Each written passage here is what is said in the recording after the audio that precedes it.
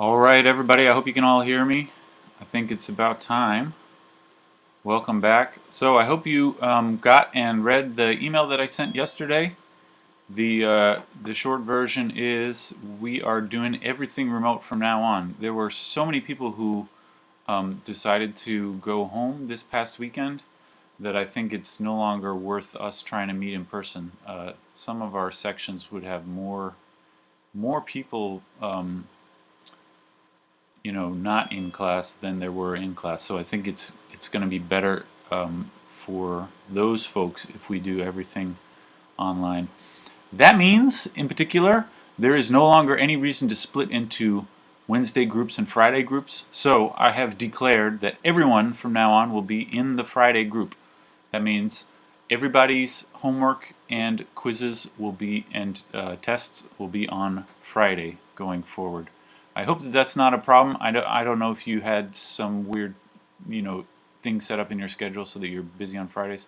Please let me know if that is a problem. We can work something out. I had always planned for everyone to go Friday after we all went home for Thanksgiving, but we're just doing it a couple weeks earlier.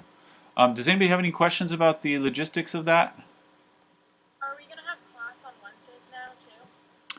Yes, so there's going to be this Zoom on Tuesday, which we've always done.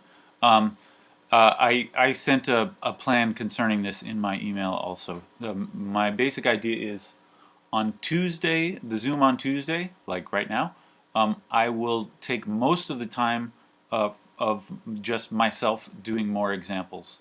On Wednesday, I will still do some, but it'll be less. So I'm thinking like Tuesday will be like almost all me. Wednesday will be more like half and half, and then Friday will be sort of all you. In that I won't prepare something to do. We'll just work on problems and make sure you're ready for the quiz. So that's my concept.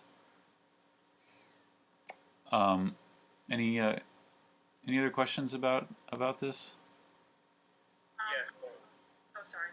Yeah. okay. So tests are usually like on papers that you give us. That's right. Are those just going to be online like the quizzes are now? Yes. Yeah. So I will still type up the test, but I will maybe email you the test or somehow get it to you all. And then when you write your answers, if you have a printer, you can print it out and just fill in your answers as usual. Or if not, it's not a big deal. You can just write your answers on paper as you normally would, and then submit them on Gradescope in the usual way. Any other questions? I heard somebody else. Yeah, I was just gonna ask.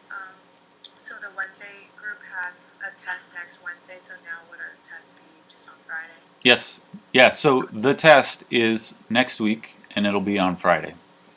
We will have regular homework assignment next week on Friday also, and the test. And do we meet on Zoom next Friday too? Yeah, so to do the test, I would like for everyone to connect with me on Zoom. Um, Nobody will be saying anything, but once you arrive in the Zoom, I will give you the test, and then you will do it, and then submit it, and then leave. That sound all right? All right, great. I hope this is not a hardship to anybody. I think it'll be fine. Although I did say in the email, and I'll say again, I do appreciate being able to like be there, in the same room as you. I think it's a lot easier for me to just sort of look at your paper and point things out if things are not going well or if things are going great. We're gonna try our best to do the same thing by Zoom. I don't know. I don't know if it's gonna be as good, but I hope it is. And please, as I always say, please let me know if you have ideas about how we could do things better. I'm always open to suggestions. All right. All right. So I wanted to do some examples today of some curve sketching and maybe absolute extrema. So we have, in before we had one Zoom day per week. Now we sort of have an extra day So I'm gonna for the sort of problems today, I'm gonna focus on the the curve sketching and the absolute extrema, and then tomorrow I will focus on the antiderivatives, which is really totally different. All right, we ready for action? I think so. I think I am. So I thought I would just do 2 examples of the curve sketching. These ones can be tricky and they can take you a long time to do, but we can handle that. So as a first one, let's do graph 2x over x minus 1. So the ones in this section are all about graphing functions which have asymptotes, and the way you can tell, you know, if it has asymptotes or not is with it's all about the denominators, right? If you see a denominator, then you should suspect that there are going to be asymptotes in the function. How about we just start off by determining which, you know, what they are. So the first one is, let's do a vertical asymptote, vertical tote. How you find the vertical asymptote? Those would be points where the denominator is 0. So we set the denominator equal to 0. Now in this case, this is very easy. You can say x equals 1. All right, so that's the vertical asymptote. I'm going to start drawing my graph immediately. I'll put it, actually that's not a great spot for it. Let's put it down here. Vertical asymptote at x equal 1 means right here, we got this going on. All right. And then horizontal asymptotes, in order to do that, we take the lim as x goes to infinity. And this is an old sort of blast from the past. I hope you remember how to do this. 2x over x minus 1. The limit as x goes to infinity, there was a trick for that concerning the powers on the top and the bottom. Can somebody shout it out? What are we going to get from this one? 2. Yeah, 2 is correct. It's because the top and the bottom are both degree 1. They have the same degrees, so the answer is going to be the ratio of the coefficients, which on the top is a 2 and on the bottom is a 1. All right, anyway, this is 2. Horizontal asymptote at 2. So I go up to 2 here, and it's like that. All right, excellent.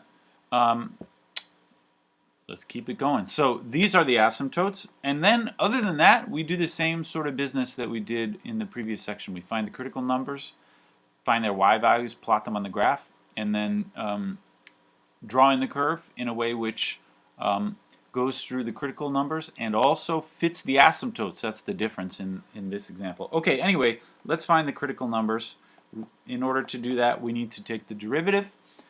In order to take the derivative, we got to do the quotient rule in this case. So I'm going to go, it is the bottom minus 1 times derivative of the top, which is 2, minus the top, which is 2x, times derivative of the bottom, which is 1, divided by the bottom squared, x minus 1 squared.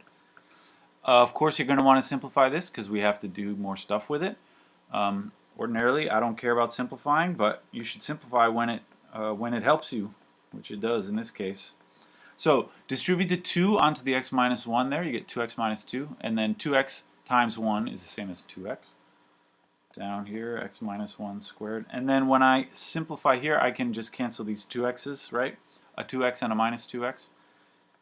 Gives me negative 2 over x minus 1 squared. This is the first derivative. All right. We are going to find the critical numbers from that. Now I'm gonna scroll back over there when I need to contribute to the picture. But let's find the critical numbers. First, we say when the derivative does, first we say when the derivative equals 0, and then we say when the derivative does not exist. So when it equals 0, I go minus 2 over x minus 1 squared equals 0. This we solve by multiplying the denominator over to the other side. I just get negative 2 equals 0, which means there are no solutions. So there are no points in this example where the derivative equals 0. This is a little weird. It means when I say, you know, the usual procedure is plot the critical points and then connect the dots. In this example, actually, there will be no dots because there are no points when the derivative equals 0. We should also determine when the derivative does not exist. For this, we set the denominator equal to 0, which is x minus 1 squared equals 0, right? But this, you square root, you get that. Then you solve for x, you get that. So f prime does not exist at x equal 1, but this is no surprise. That is an asymptote, right? So nothing on this function exists when x equals 1 anyway. If in a problem like this, your asymptotes should always appear as points where the derivative does not exist. If that doesn't happen, you messed it up somehow. All right. The last thing I'm going to do before we draw the graph is the increasing decreasing business. This is what we always do in order to draw the graph. You find the critical numbers, you find their y values, which doesn't apply in this case because we have no critical numbers, which y values. And then you do the increasing decreasing, so you can connect the dots in the appropriate way. So let's do the increasing decreasing. Let's do it. I got my chart here of the first derivative, and I mark off x equal 1 here, at which point the derivative does not exist. Then I'm going to plug values on the left and on the right. So on the left, let's plug in f prime of 0. Using the formula in the box there for f prime, this is going to be negative 2 over 0 minus 1 squared. And this is a negative divided by a positive. The bottom is positive because it's something squared. And so this is negative. So that's a negative right there, that part of the chart. And then to the right of 2, to the right of 1, let's use 2. I go f prime of 2. I get negative 2 over 2 minus 1 squared. This, again, is negative over positive, which is negative. All right, so we see that f prime is always negative. That means my function is always decreasing. And this is all we have to go on the to draw the graph here. All right. I have to draw my curve so that it fits in with the asymptotes, and it is always decreasing. All right. Now this, you got to get a little used to this when you're doing these, but let's just look at the two sides of the asymptotes. So on the left side here, to the left of the vertical asymptote, what can my curve look like? Well, I'm going to draw some options. It could, remember, it has to approach this horizontal asymptote as you go off to the left. So maybe it sort of comes down and approaches from the top, or maybe it comes up and approaches from the bottom. I'm trying to approach the asymptote either way, right? And then similarly, as you approach the vertical asymptote, either it's going to go up forever, like this, or it's going to go down forever, like this, right? And we have to decide which of these curves is it going to be. Actually, there's only really two choices. It's either this up here. This is the only way you can approach both of the asymptotes appropriately, or it's down here. There are only two ways that your curve could approach both the vertical and the horizontal asymptote in an appropriate manner. And which one is it going to be? Is it the one up there or down there? Anybody think you know?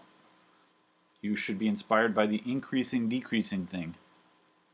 It's the one on the bottom. It's the one on the bottom. That's because the function is always decreasing, and between those two red curves I drew, only one of them is decreasing, and it's the one on the bottom. So it is not this one. It is that one on the bottom. All right? And then similarly, on the right side of the vertical asymptote, again, there are only two possibilities. It could do this, or it could do this. And which of those two options is it? Is inspired by the increasing, decreasing thing. We see it is decreasing to the right of the asymptote, and so it must be the one on top, not the one on the bottom, right? So it is, I'll make it red, this one. All right. The asymptotes help you determine the shape because there are really, once you have the asymptotes on the page, there really aren't that many ways that a curve could actually approach the asymptotes appropriately. All right. Any questions about that one? I don't know if that seemed complicated. This is actually one of the easier ones as far as graphing functions with asymptotes. I thought we should do a little harder one too, if everybody feels good about that.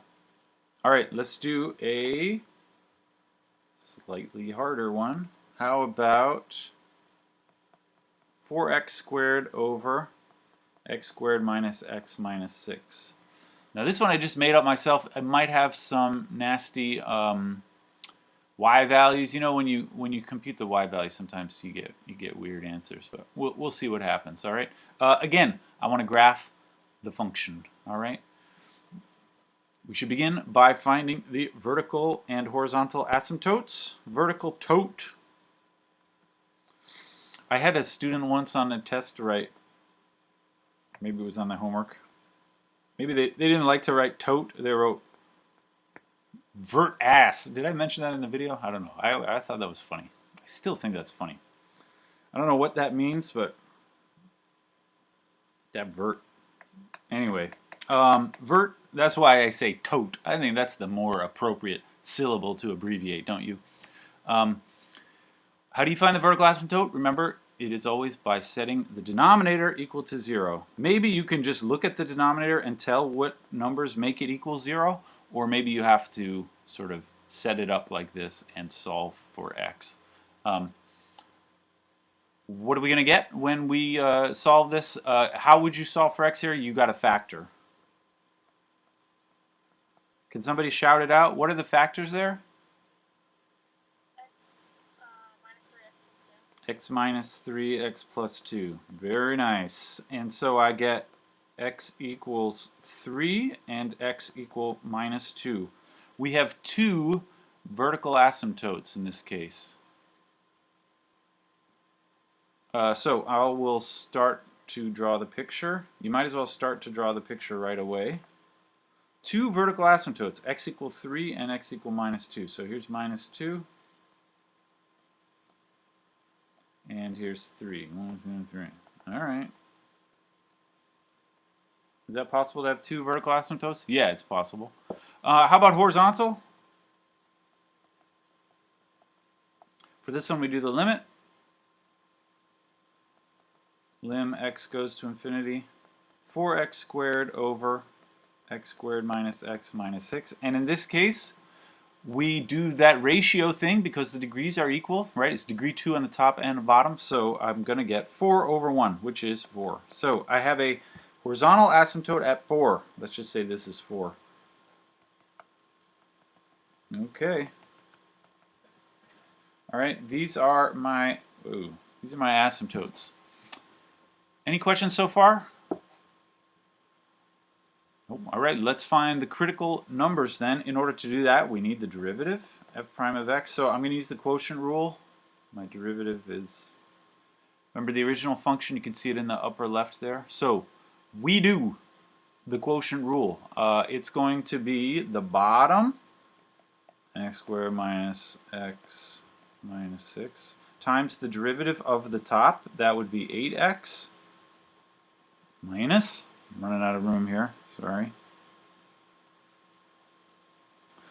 The top times the derivative of the bottom, that's 4x squared, times the derivative of the bottom will be 2x minus 1. All of this divided by the bottom squared. Minus x minus 6 squared. All right? And we're going to simplify this as much as we can. I hope that this simplifies nicely because I don't like the looks of it so far, but well, we'll do what we can with it. I'm going to distribute 8x across the first thing, so it's going to be 8x cubed minus 8x squared minus 6 times 8x. I'm distributing right here, right? This guy, this guy, this guy. 6 times 8x would be 48 minus 48x. Come on now. 48x. All right? Minus. Then we got to distribute that other thing. Make sure, yeah, I'll distribute it with the minus sign. So over here, I'm going to go 4x squared onto there and onto there. So negative 4x squared times 2x will be negative 8x cubed. And then I'm going to have negative 4x squared times negative 1 will be plus 4x squared. All of this over x squared minus x minus 6 squared, yes. All right, and can we simplify that? The 8x cubes will cancel, and otherwise stuff does not really go away, but we're gonna get negative 8x squared plus another 4x squared, so this is negative 4x squared minus 48x over this business, x squared minus x minus 6 squared. And just one last thing I can just factor out on the top, factor out 4x, I believe. So here we get negative 4, how about negative 4x? Factors out, and what remains is x plus 12. All right. So this is my f prime of x. Not so bad, right? Got to go through a little journey of simplification, but hopefully I did it right. Any questions about that? Unfortunately, if you screw up any little piece of that, your whole rest of your answer will be screwed. But that's the way it is.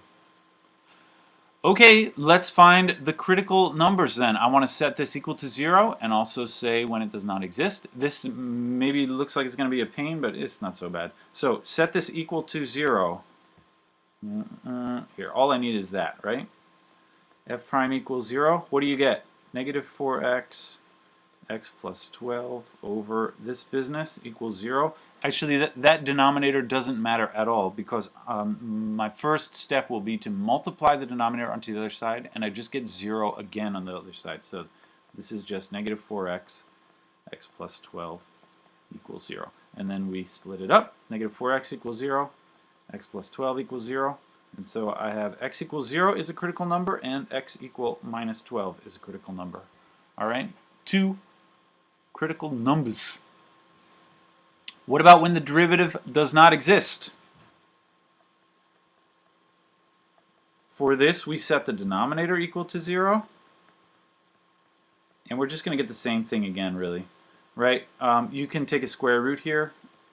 X squared minus x minus 6 equals 0. And then this is the same denominator from the original function f, and its solutions are the same. Those two asymptotes, they were x equals 3 and negative 2. All right, so these are also critical numbers. We got 4 critical numbers. Can you believe it? Have you ever seen 4 critical numbers? I'm going to do the increasing decreasing chart. Maybe I'll do it over here so that we can see the picture at the same time. We have 4 numbers to put on the chart. Negative 12, negative 2, 0, and 3. Right? I said I wanted to do a harder one. This is a harder one. Each step is not really harder. It's just more stuff in there. All right. Okay, we got to do the positives and negatives, right? Plugging in values to in all of these intervals. So on the left of negative 12, I'll use negative 13. F prime of negative 13. Remember, this is where the derivative is 0. Here it does not exist. Here it's 0. Here it does not exist. All right, these are f primes. What is f prime of negative 13? Looking at the formula in the box right next to my beautiful face, I get negative 4 times negative 13 times negative 13 plus 12 divided by, I'm just going to put a big plus. Notice the denominator here is something squared, so the denominator will always be positive in this example. We don't have to think through what value the denominator is going to be in every case. What are these things then? It looks to me like this is a negative times a negative times a negative on the top, right? Negative times a negative times a negative on the top. And so this overall is negative. So I got negative right there. All right. How am I doing? Great. Good. Thank you. Okay. Next, between negative 12 and negative 2, let's use negative 3. I get minus 4 times negative 3 times negative 3 plus 12 over, again, a positive. This is negative times positive now, because minus 3 plus 12 is positive. And so we get over positive. This is positive. So it's positive right here. All right, continue. F prime of 1. This is, sorry, minus 1 is what I mean. In between negative 2 and 0. This is negative 4 times minus 1 times minus 1 plus 12 over a positive. This is a negative times a positive over a positive. This is positive, so there's positive right there. All right, how about between 0 and 3? I use 1. F prime of 1 is negative 4 times 1 times 1 plus 12 over positive. This is negative times positive over positive. This is negative. And finally, f prime of 4. That is to the right of the 3. I get minus 4 times 4 plus 12 over some positive. This is negative times positive over positive. This is negative, negative here. All right? Negative. So, this is my positives and negatives. All right, still feeling good? I'm feeling good. To finish, to draw the graph, we plot the critical numbers. Now, there were 4 critical numbers, but 2 of them are on asymptotes, so you can't plot those. The other 2 we can plot. We need to find the y values. Maybe I'll do that over here. So these are y values. Look at how I spelled values, V-A-L-U-S-E. We have x equals 0 and x equals negative 12, right? These are the 2 y values we need to find. And remember, for the y values, you use the original function, which is, you can see it right up here, 4x squared over x squared minus x minus 6. So the y values shall be, when I use x equals 0, this one is easy enough. F of 0 is 4 times 0 squared over 0 squared minus 0 minus 6. That's 0 over negative 6, which is 0. So the y value there is 0. So let's just put that on the graph. We have x equals 0, y equals 0, right? That's a critical number. Right on the origin, isn't it? Okay, and that's a critical number, meaning the curve, when it goes through here, must be flat at that moment. Okay? Yeah, right. And the other one, x equal minus 12. This one's going to be a bit nastier. I got to go 4 times minus 12 squared divided by minus 12 squared minus 12 minus 6. This I don't know. I don't want to do this in my head because it's got minus 12s. So I'm going to get out my calculator here. I hope you don't mind. Like I always say, on our test or something, I will give you ones where the numbers all work out nicely. In the numerator, we have 4 times 12 squared. This is 576 in the numerator. And on the bottom, we have 12 squared is 144. And then plus 12 minus 6, so the bottom is 150. And when I divide, I get 576 divided by 150 is 3.84. So that's the y value at x equals negative 12. X equal minus 12, y equals something like 3.84. So put that on the chart. Now negative 12 is way back here. We don't have to make this too accurate. Let's just say it's back there.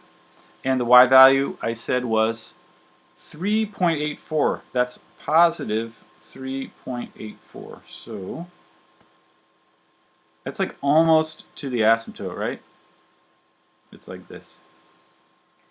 Just below that horizontal asymptote.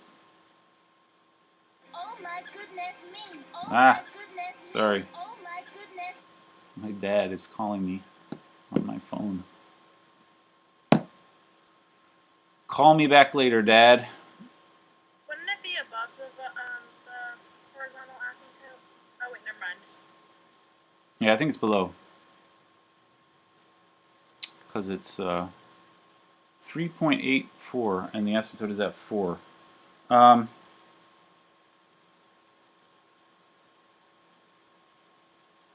Okay, let's do it then. Let's see if we can draw the graph. So we have a few different regions. There's, you know, to the right of the rightmost asymptote. Let's do that region first. Over here, right? What happens? You should be looking at the increasing decreasing business, which you can see right there. On the right side, it is decreasing throughout, and it has to fit the asymptote. So just like in the previous example, we have two options. It could be like that.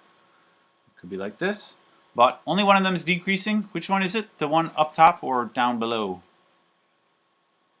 Yeah, the one on the top is decreasing. The one underneath was increasing. So on that part of the graph, it must look like the one on the top. All right. What about in the middle, between the goalposts there? It has to go through that point, but otherwise fit the asymptotes. Now here, there's actually many things that it could do. It could, for instance, I don't know which one is correct, but it might do this, not that. This point right there has got to be sort of the top. So it might do that. It could even do this.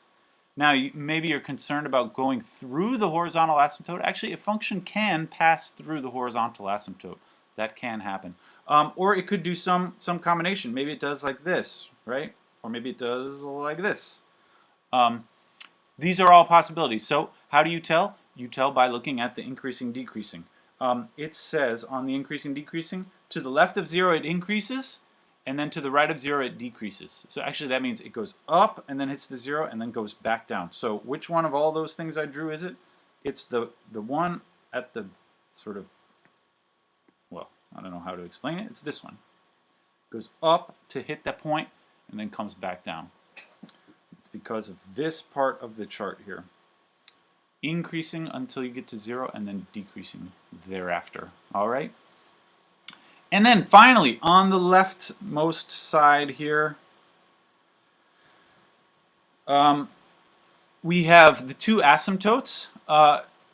This is slightly complicated by the fact that there's that critical number right there, which means the thing could somehow change its direction in this interval. But what I want to see, let's look just to the right of the negative 12 and between the minus 12 and the asymptote, I mean like in this area. On the chart it says it's increasing, so your curve has to start at that point and increase as it goes to the right. And it better go up to the asymptote, right? Because that's how asymptotes work. So this is what it does as it goes to the right, and then as it goes to the left, the chart says it is decreasing. Now this you gotta zoom way in on this because the horizontal asymptote is at 4. And 12 is just below that, but we need for the curve to approach the asymptote and be decreasing in this region. It looks like this. How do you like that? It goes, you know, from left to right. It is on the left side. It is very, very close to the asymptote. It decreases down until you get to the, you know, 3.8 or whatever that is, and then it goes back up. So my final answer, it looks like that. How you like that? That's not so bad, is it? Don't get yourself confused. I know a guy who got confused about this once. If you look at this and if you look sort of going from left to right, you might think decreasing looks like that, but that's not decreasing. In this region, this is increasing because you always should be looking from left to right, right? This would be increasing. So that is not the correct answer. Decreasing means going down as you go left to right, which this curve is decreasing down to the 12. All right. One of the absolute extrema problems. Let's try. I'm gonna put this whole thing on YouTube for those who didn't make it to the live stream. Maybe I will just edit that other problem to make it look like I did it correctly all along. Let's try. How about this? Find. Oops, I'm red. Find the absolute extrema. This is a much easier problem to do. Find the absolute extrema of this function. x cubed minus 3x squared on the interval 1 to 5. All right?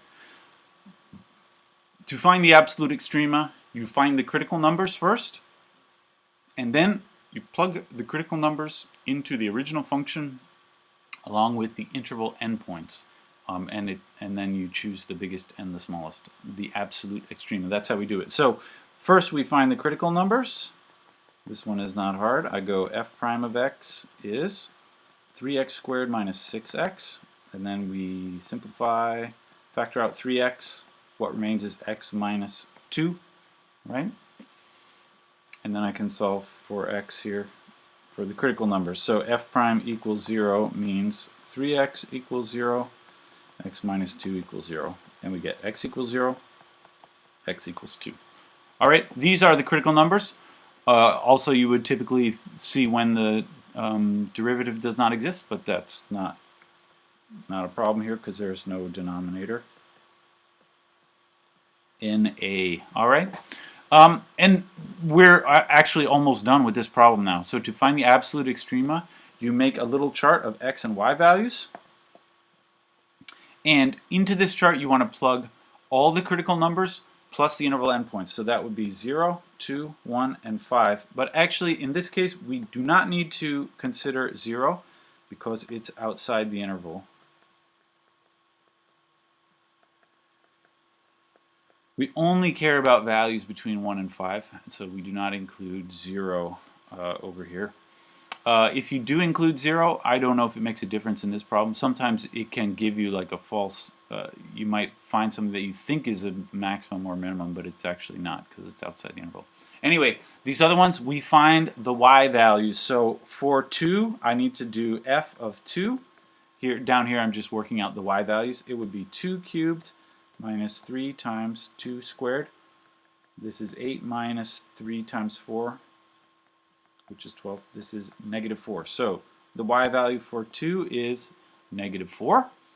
How about 1? It's important to keep straight which formula you're using here.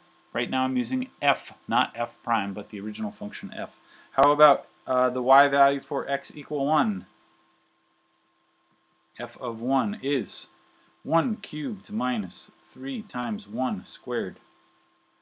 This is 1 minus 3, which is negative 2. Okay, negative 2 right there. And then finally, f of 5.